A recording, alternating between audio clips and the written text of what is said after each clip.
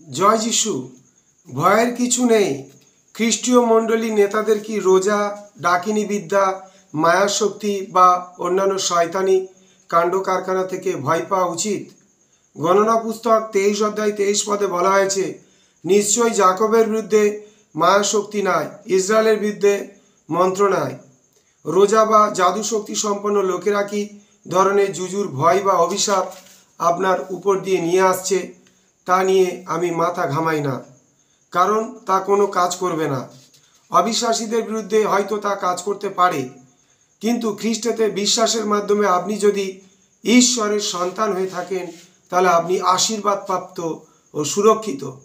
গণনা পুস্তক 23 অধ্যায় 23 পদ আপনার ক্ষেত্রে প্রযোজ্য। বাইবেল বলে, দেখো আমার লোকেরা বিরাট সিংহের ন্যায় উঠিতেছে। গণনা পুস্তক 23 অধ্যায় 24 পদ।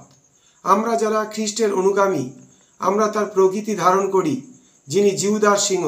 আমরা সিংহের মতো উঠে শয়তানকে প্রতিরোধ করি। আমরা যখন এই কাজ করি তখন বাইবেল বলে ভূতেরাও ভয়ে কাঁপে। যাকব 2 অধ্যায় 19 পদ।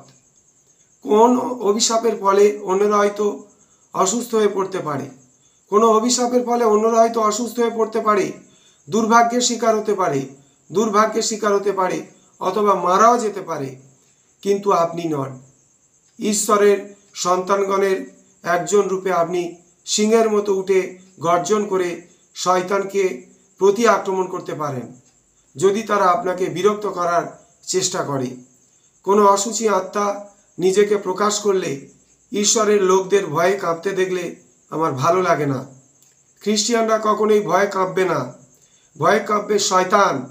সত্যটা জানার আগে পর্যন্ত আমি ভয় পেতাম, কিন্তু তারপর থেকে আমি আর কখনো ভয় পাইনি বা শয়তানের সামনে আতঙ্কিত হয়ে তার বশে আসিনি। জয় যিশু।